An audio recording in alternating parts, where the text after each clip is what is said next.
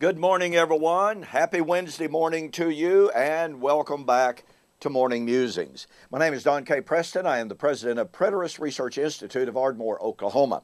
We are in the midst of, just beginning actually, a discussion of the 70 weeks of Daniel 9, 24 to 27. I have shared with you a discussion of the dispensational view of a, so far, 2,000-year gap between the 69th and the 70th week. Did Jewish unbelief postpone the countdown? No, it did not. Well, as I have shared with many of you, my belief is that the 70 weeks ended in AD 70 at the destruction of Jerusalem. And of course, when we do the calculation, you have a difficult time winding up in 70 AD. Because the 69th week ended somewhere around Jesus' baptism. And we are told by many amillennialists, many postmillennialists, my friend Gary DeMar, ends the week, the 70th week, at AD 34 or 35 with the stoning of Stephen. I believe that's misguided. I know an awful lot of really good, sincere, dedicated Bible students who attempt to end the 70th week in AD 34, 35. Well, as I suggested to you yesterday, that flies in the face of the text. 70 weeks are determined for your people and for your city. Daniel 9:27 is dealing with the people in the city. How do you take the destruction of the people and the city and the temple in AD 70 and divorce it from 70 weeks are determined for your people and for your city? The destruction of the city and the temple lies within that countdown. Now, I suggested to you yesterday, I believe that the 70 weeks is a consecutive countdown. However, it is not an unbroken countdown if we consider the Jewish festal calendar.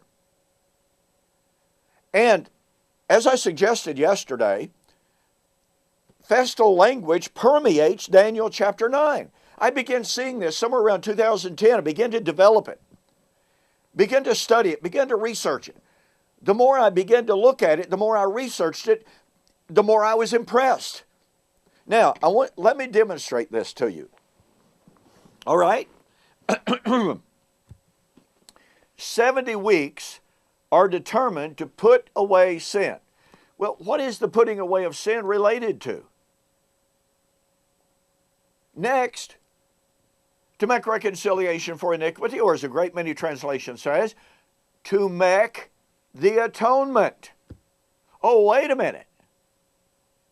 Is the atonement part of the festal calendar? Let's see, what were those feast days again? Passover, unleavened bread, weeks, Pentecost, Rosh Hashanah, Yom Kippur, Sukkot. 70 weeks are determined to make the atonement. Okay, that means the making of the atonement lies within the 70 weeks of Daniel. Jesus died to make the atonement. Hebrews chapter 9. Jesus died after the 69th week.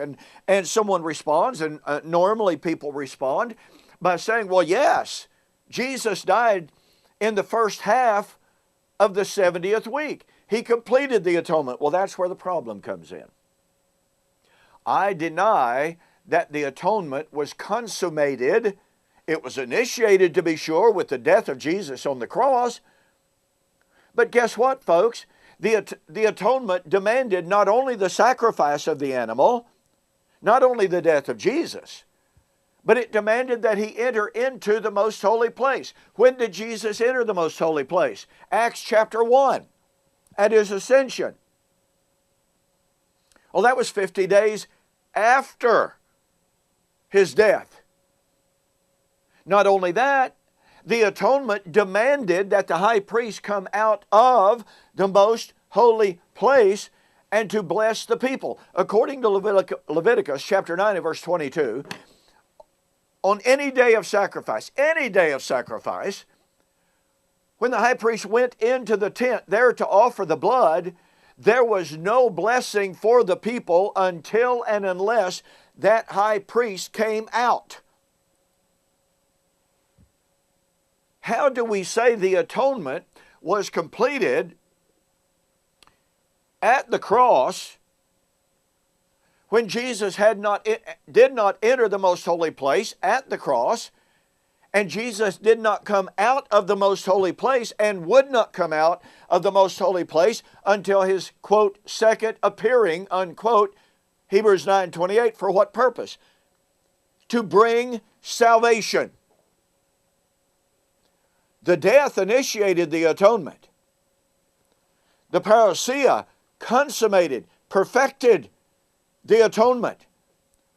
You cannot dichotomize the atonement process. Surely you can't do it by 2,000 years. And you say, well, you're doing it by 40 years. That's because it's in the text. 70 weeks are determined to make the atonement. Well, when would that coming of the high priest out of the most holy place take place? At Rosh Hashanah, the day of judgment.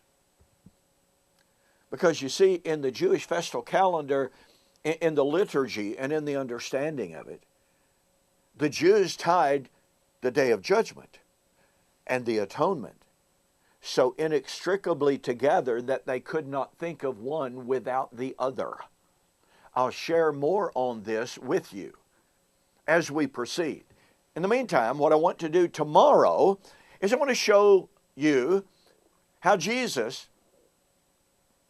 and the book of Acts demonstrates for us the absolute precise fulfillment of the first 4 of those feast days. Okay, I got a little bit ahead of myself this morning. I apologize. I just get so excited about this stuff. It's absolutely fantastic.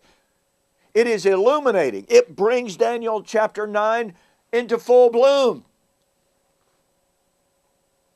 In the meantime, consider atonement could not be consummated until the judgment. That is the Jewish concept, the type and the antitype of the Jewish feast days. Okay, so in the meantime, all right, be sure to order a copy of my book, 70 Weeks Are Determined for the Resurrection. I'm going to drive this point home as we continue our discussion of the Jewish feast days, Daniel 9, and their fulfillment in AD 70. Okay, you do want a copy of this in order to understand how that took place. Go to my website, donkpreston.com, BibleProphecy.com. Order the book and be sure that you mention that you saw the offer on YouTube or Facebook, and I'll refund your shipping. Okay, tomorrow, I'm going to share with you how right on the pages of Acts, the book of Acts, we find the precise fulfillment of the very first 4 of the feast days and the indication of the 40-year period of the time of the waiting for the judgment. It's right there on the pages of the book of Acts. I'll see you on the flip side.